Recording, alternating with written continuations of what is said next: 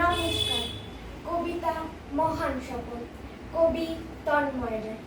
ঠাকুমার মুখে শুনেছি যে অল্প, এই ভারতের স্বাধীন হওয়ার গল্প। হয়েছিল ক্ষুদিরামের ফাঁসি, তবু মলিন হয়নি যে তার হাসি। আজাদ হিন্দ ফৌজ গড়েছিলেন মহান নেতা নেতাজি যে হলেন। এই ভারতের অনেক কচি প্রাণ করতে স্বাধীন হাসি মুখে দিয়েছিল বলিদান। প্রাণ দেওয়া আজ অমর যত নেতা, ফুরাবে না তাদের দুঃখের কথা। আমরা সকল শিশু যত আজ দেশ রক্ষায় করব রণসাজ। যখন মোরা হব তাদের মতন, দেশ মাতাকে এমনি ধারা করব মোরা যতন। শত্রুরা বলব হুঁশিয়ার, দেশ রক্ষায় পেয়েছি রে ভাই।